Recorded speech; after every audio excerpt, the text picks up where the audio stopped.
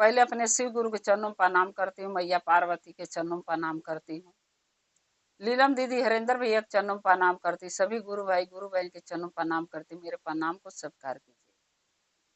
गुरु भाई गुरु बहना, एक कथा सुनाने जा रही, कृपा करके कथा को ध्यान से सुनिएगा। ध्यान से सुनने से ज्ञान मिलता है। आधी अधूरी कथा नहीं सुनना चाहिए, क्योंकि शिव गुरु को अपमान होता है। पूरा कथा सुनने से कथा के रहस्य के बारे में पता चलता, ज्ञान भी मिलता है। कथा में क्या बताया गया, क्या समझाया गया, उसका ज्ञान मिलता है। इसलिए कथा को आप लोग हमेशा पूरा सुनिएगा। हर वीडियो में यही बताती हूँ कि कथा पूरा सुनने से ज्ञान मिलता है। जब आप लोग पूरा कथा सुनेंगी तो अपने आप ज्ञान मिल जाएगा। आप समझ जाएंगी कि मैं सच बोल रही हूँ, क्योंकि पूरा कथा सुनने से समझ में आ जाता है अच्छा क्या है, बुरा क्या है, हमके क्या करना चाहिए, क्या नहीं करना चाहिए, उसका ज्ञान मिलता है। इसलिए कथा को हमेशा पूरा सुनिएगा ताकि ज्ञान मिल सके। ये कथा है सास बहू की। लेकिन जो सास थी वो लालची थी, धन की। उसी आधार पर एक कथा है, कृपा करके ध्यान सुनिएगा। एक औरत थी एक गांव में। एक गांव में एक लेडीज रहती थी जिसके 3 बेटे थे। 3 बेटे थे, लेकिन वो जब बेटे के पढ़ा लिखा रही थी तो उसका एक ही सपना था कि बेटों की शादी इतने अमीर घर में करूंगी ताकि खूब ढेर का दहेज मिलेगा, और जब अमीर घर से बहुएं आएंगी तो मेरा मान सम्मान बढ़ेगा। लोग कहेगा अरे इतनी इतनी अमीर घर की बहुएं इनके घर में आई हैं, नाव लेगा लोग पूरे गांव में। बस एक ही सपना वो दिखती थी औरत। तो जब महादेव की शिष्या नहीं थी तो उसके पास ज्ञान ही नहीं था, तो अच्छा बुरा क्या समझेगी वो क्या करी कि बड़े वाले बेटे जब सयान हुआ तो उसकी शादी करी, तो एक करोड़पति लड़की से करी, क्योंकि लड़का अच्छा कमा रहा था, घर मकान भी अच्छा था। जब गुरु बहना धन दौलत रहता है ना तो दहेज अपने आप मिलता है। और किसी के दहेज देने से कोई अमीर नहीं होता है ना, कोई देने से गरीब हो जाता है। ये तो दुनिया का नियम हो गया है, दहेज लेना और शादी को करना। क्योंकि महंगाई इतना हुआ है कि कुछ लोग सोचते हैं कि दहेज नहीं मिलेगा तो हम कैसे ले जाएंगे बिको गहना कपड़ा। कुछ लोग सोचते हैं कि नहीं दहेज जरूरी है, बेटे को पढ़ाई हूँ लिखाई हूँ इतना पैसे लगाई हूँ तो कैसे असूल होगा, दहेज में ही तो असूल होगा। तो जब बड़े वाले बेटे को शादी करी करोड़पति लड़की से, वो औरत जब करोड़पति और लड़की से शादी करी तो बहुत सारा दहेज मिला, क्योंकि वो अपने माँ बाप की अकेली लड़की थी। और उसका बाप जब करोड़पति था तो पैसे की कमी नहीं था, 4 चक्का गाड़ी मिली, मुंह मांगल दहेज मिला, नगद पैसा, चैन अंगूठी सब कुछ मिला उसको। बहुत खुश हुई कि बाप रे मेरे बेटा के तो करोड़पति लड़की से शादी हुआ। बहू लाई। अब बहू के देख के इसका मान और उस लेडीज को बढ़ने लगा कि मेरी बहू इतनी अमीर घर की बहू मेरे घर में आई है। अब दूसरे बेटे की जब शादी करी दूसरे नंबर के, तो एक सेठ, बहुत बड़ा सेठ था, कईयों को कंपनी का मालिक था वो, उसके लड़की से शादी करी, क्योंकि उसका लड़का बीच वाला जो था उसी के कंपनी में जॉब करता था और उसी के लड़की से प्यार लगा करने, और उसी के लड़की से उसने शादी करने जब बोला तो माँ भी तैयार हो गई, क्योंकि दहेज दहेज की लालची जो थी, दहेज की चाहिए उसको। वहां भी जब शादी करी तीसरे नंबर के दूसरे नंबर के बेटे के तो खूब सारा दहेज मिला। और उसको माँ उठी, अहंकार आ गया मन में, बताओ हमारे बेटों की शादी इतने बड़े बड़े घर में हो रही है। अब बचा तीसरा नंबर सबसे छोटा, तो वो तो ज्यादा कुछ पढ़ा लिखा नहीं था, क्योंकि दोनों भाई के पढ़ने में लगे थे और वो बेचारा कमा कमा के उनको पढ़ाने में लगा था तो छोटा, लेकिन वो ज्यादा करके खेती गृहस्थी घर परिवार में ज्यादा वो रहता था, ध्यान करता था, देखभाल करता था। और ये दोनों बीच वाला जो था, बड़ा वाला, ये दोनों अपने करियर पर ध्यान देते, यानी पढ़ाई लिखाई पर, अपने भविष्य पर। छोटा वाला कम पढ़ा लिखा था, उससे उसकी शादी जो हुई, जब रिश्ता आने लगा तो भाई कम पढ़े लिखे, कम कमाने के, तो उसी के हिसाब से लड़की मिलेगी। उससे जो शादी हुआ तो एक थोड़ी गरीब घर की लड़की मिली। तो जो उसकी माँ थी, वो औरत जो थी, वो शादी करने को तैयार नहीं थी, क्योंकि वो लड़की गरीब घर की थी। लेकिन लड़का जो था उसका छोटा वाला बोला मैं इसी से शादी करूंगा।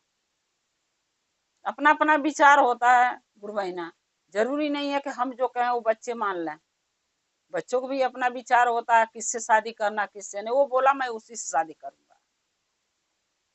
अब वो सोचने लगी कि दो बहू आई इतने अमीर घर से, इतना धन दहेज लेके आई हैं, ये तो गरीब घर की बेटी है, क्या इसकी माँ देगी? दूसरे घर में बर्तन मांजती है, झाड़ू पोछा करती है, तो क्या दे सकती है? बहू देगी 2 जोड़ा कपड़े में विदाई करेगी। उसका छोटा बेटा बोला कोई बात नहीं, मगर 2 जोड़ा कपड़े में आएगी वही ठीक है। क्या करना बड़े घर की लड़की लाके, 2 ठो लाई हो माँ, तो क्या आपकी सेवा करती है? आपकी कुछ दुख समझती है? नहीं, क्योंकि आप दहेज ले रखी हो, अपने बेटा के बेच दी हो, इसलिए आप कुछ नहीं सुनती हैं दोनों। फिर भी आप उनसे दोनों से डरती हो। इसलिए मैं बड़े घर की लड़की नहीं लाऊंगा, मैं एक गरीब की लड़की लाऊंगा, ताकि आपकी भी इज्जत करे और मेरी भी इज्जत करे। तो लड़का का सोच सही था। लेकिन ये जो लेडीज थी, इनको धन चाहिए, दहेज चाहिए। बहुत दुखी मन से वो शादी कर दी छोटे वाले बेटे के। शादी कर दी, लेकिन वो बहू जो आई छोटी वाली, ये इज्जत नहीं करती थी, रत्ती भर उस बहू का इज्जत नहीं करती थी।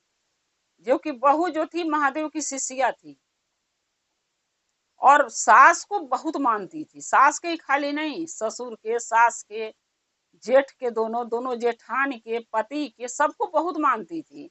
घर का टोटली पूरा काम करती थी, किसी से शिकायत नहीं करती थी, न किसी को कहती थी कुछ करने के, सारे काम करती थी बिना किसी लोभ का, किसी लालच का। सच्चे मन से पूरा काम करती थी, सबकी बात मानती थी, सबका ध्यान रखती थी। फिर भी वो उस औरत को पसंद नहीं थी। वो जहां भी वो बाजार बाजार जाती थी, तो छोटी वाली के ले जाना नहीं चाहती थी उसकी साथ, क्योंकि गरीब घर की थी। मझली की या बड़ी वाली के लेके जाती थी। जो सबसे कीमती महंगी दुकान रहती थी, उस दुकान से गहना लेती थी, उस दुकान से साड़ी दोनों के लिए लेती थी। लेकिन छोटी वाली बहू जो थी, गरीब घर की आई थी, उसको वो साड़ी देती थी जो कोई रिश्तेदारी में ले आके, जैसे होता है ना न्योता हकारी पर, कोई साड़ी ऐसी आ जाती है जो खराब रहती है, तो लोग धर देता है, कहता अरे ऐसी साड़ी कौन पहनेगा, चलो किसी गरीब को दे देंगे। चाहे जिसके घर से आई है ना, जब शादी होगा उसके घर से कोई निमंत्रण आएगा तो उसी के घर लौटा दूंगी। वैसे वो भी, उसकी सास भी धरी रहती थी। वही साड़ी निकाल के बहू के छोटी वाली के पहनने को देती थी, बढ़िया कपड़ा नहीं देती थी। और वो दोनों बहू के बढ़िया कपड़ा, बढ़िया जेवर देती थी, इसको नहीं देती थी, क्योंकि ये गरीब घर की थी, धन नहीं लेकर आई थी, दहेज नहीं लाई थी। फिर भी वो शिकायत नहीं करती थी छोटी वाली। वो ये सोचती थी चलो हमारे माँ बाप कुछ दिए ही नहीं है, मेरी माँ दूसरे घर में झाड़ू पोछा करके हमें पाली है, जो पार लगा पढ़ाई लिखाई शादी ब्याह करी, कुछ दी नहीं है, तो मैं क्यों इनसे उम्मीद रखूं अपनी सास से, चाहे अपने पति से हमके ये चाहिए। वो मांगती भी नहीं थी, जो मिलता था उसी में खुश रहती थी। एक दिन क्या हुआ कि कहीं से निमंत्रण आया था, कहीं फंक्शन था, वहां जाना था पार्टी में। जो सास थी, यानी वो औरत जो थी, वो दोनों बहू के, बड़की की अब मझली के बोली कि दोनों तैयार हो जाना, आज पार्टी में चलना, बहुत घर, बड़े घर की, घर में पार्टी, बहुत बड़े घर का निमंत्रण आया है, और अच्छा अच्छा जेवर, अच्छा अच्छा कपड़ा पहन लेना। दोनों बोली ठीक है। छोटी वाली के बोली कि तू मत जाइयो, तू जाएगी तो बेइज्जती हमारी हो जाएगी। तो दोनों, बड़ी वाली, बीच वाली, बड़ी वाली क्या कह रहे हैं, नहीं नहीं माँ जी, इसको भी ले चलो। क्योंकि घर में रहेगी ना तो हम लोगों के कमरा टकटोरेगी, और साथ में रहेगी तो इसके ऊपर हम नजर रखेंगे, क्योंकि गरीब घर की है ना, हम लोगों के क्या पता जेवर कपड़ा भी खुद चुरा ले। तो सासू बोली हाँ ठीक कह रही है, इसको अकेला घर छोड़ के क्या करेंगे, ये भी चलेगी।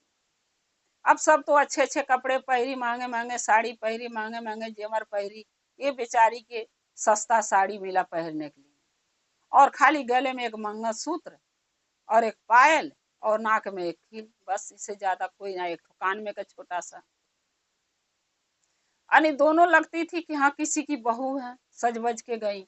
ये बेचारी के कुछ नहीं मिला, सादा भाव में चली गई। अब दोनों, जो जेठानी थी राह भर इसका उपहास उड़ाते गई। बड़ी वाली कह रही अरे छोटी वाली की साड़ी तो बहुत अच्छी लग रही है, अपने पति से बोले हमें भी यही साड़ी चाहिए। तो उसका पति बोला कि अरे ये तो सस्ता साड़ी है, 400-500 रुपये के जो माँ दी है, और तुम लोग तो 5-5 हजार के 10-10 हजार के साड़ी पहनी हो, तो वो साड़ी क्यों चाहिए।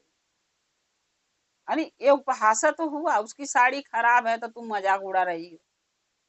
बीच वाली भी ऐसे ही बोली अपने पति से, वो भी यही बात बोला कि तू तो इतना महंगा पहरी हो, तो सस्ता पहरी हो, तो गरीब घर की है, तू क्यों वो साड़ी लेना चाहती है। अब दोनों राह भर मजाक उड़ाते, दोनों जेठ, दोनों जेठानी गई। अब इसका पति भी चुपचाप सुनते चला गया, छोटा वाला भाई कुछ नहीं बोला। सास भी कह रही हाँ हाँ बड़ा अच्छा लग रहा है इसके देह पर, है जैसा औकात है वैसा पहन के जा रही है, वो भी नहीं पीछे हट रही है उसका मजाक उड़ाने में। जब फंक्शन में दोनों पार्टी में पहुंचे, तीनों बहुए, तीनों बेटे और सास, जब चारों ये सारे पहुंचे वहां, सास जो है सबसे मिलवा रही है, बड़ी वाली बहू के, बीच वाली बहू के। अरे ये करोड़पति की बेटी हमारी बहू है, देख लो, तुम्हारे घर में आई है करोड़पति की पतो बेटी, हमारे घर में देखो आई है। बीच वाली कह रही अरे बहुत बड़ा सेठ की बेटी है ये, कईयों को कंपनी इसके बाप का चलता है, तुम्हारे बेटे की शादी हुई है इतने अमीर घर में, देखो मेरे बेटे की हुई है। जब तीसरे नंबर की बारी आई, सब बोली ये कौन है, ये तो तुम्हारी छोटी वाली बहू है ना।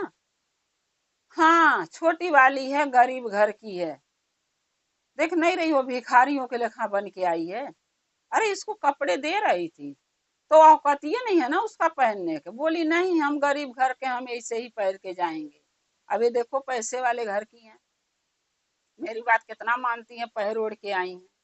जो कि उस औरत के बाद दोनों बहू रत्ती भर नहीं मानती थी, रत्ती भर इज्जत नहीं करती थी, और छोटी वाली के इतना ताना बोली लोग मारते थे, सुनाते थे, फिर भी वो अपनी सास के देवी के लेखा पूजती थी, बहुत मान सम्मान करती थी।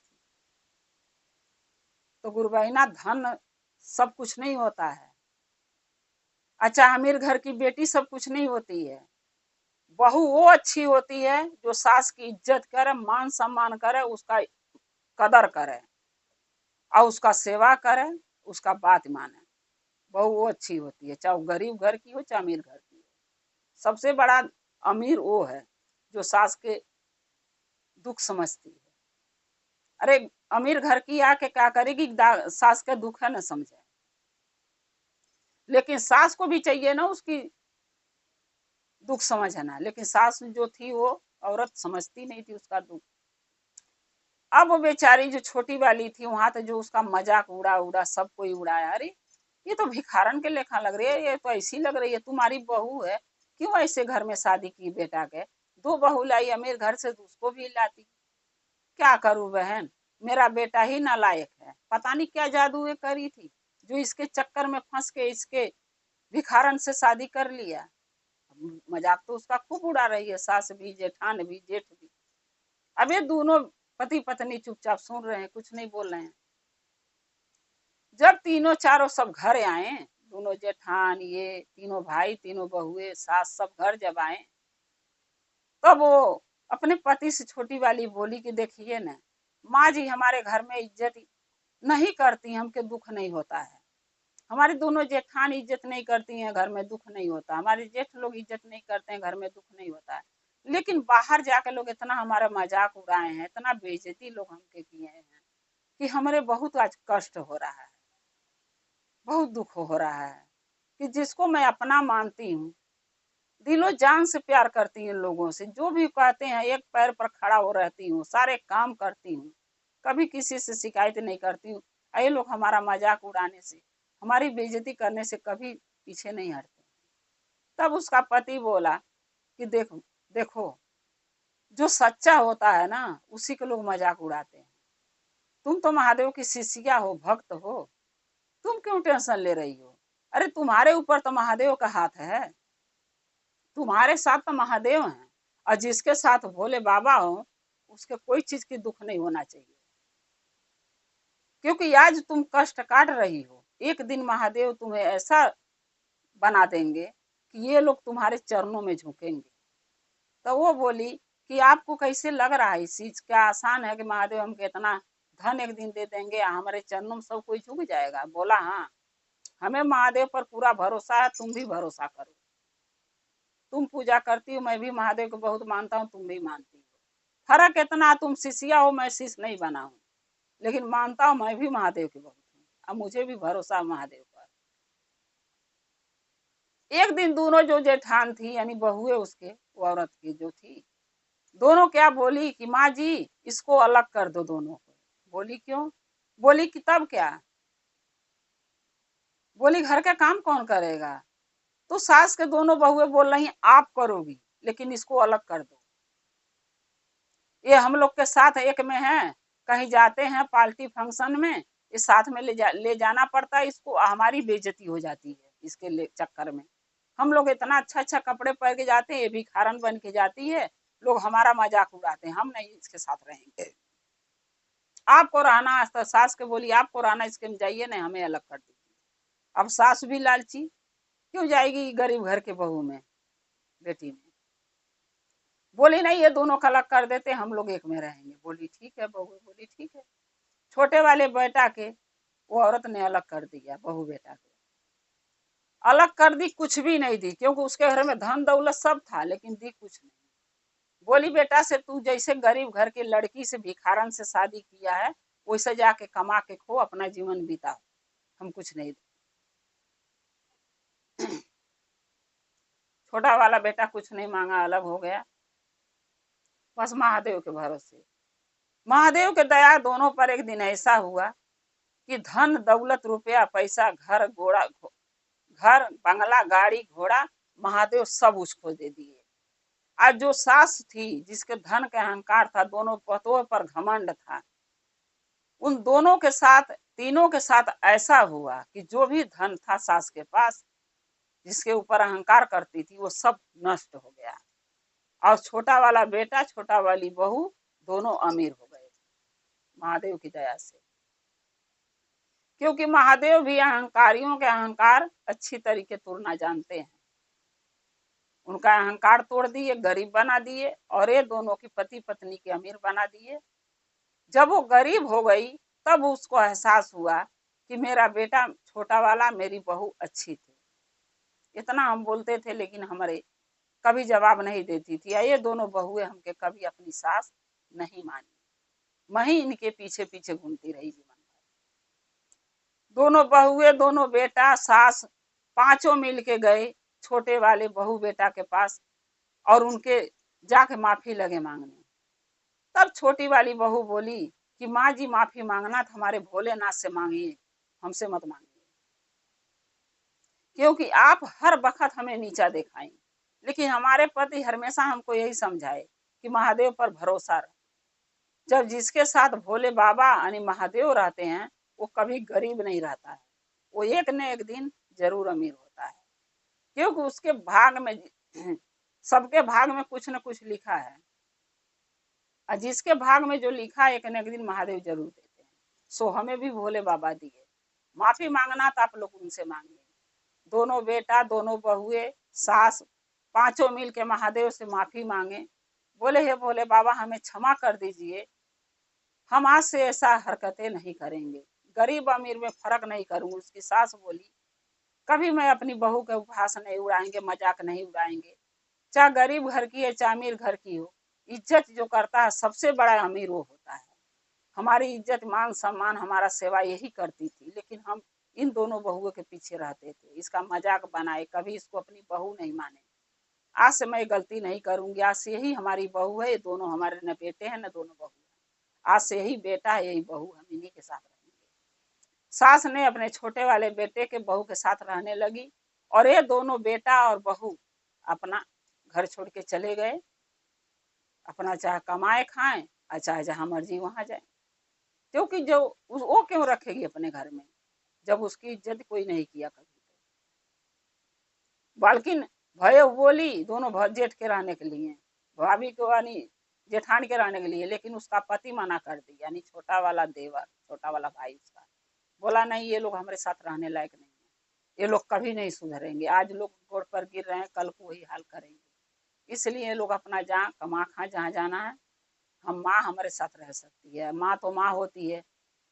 थोड़ा देर के लिए भटक गई थी, लेकिन जब समझ गई है अपनी गलती को, उसको पछतावा हो गया है, तो माँ के साथ मैं रहूंगा, माँ के नहीं छोड़ सकता।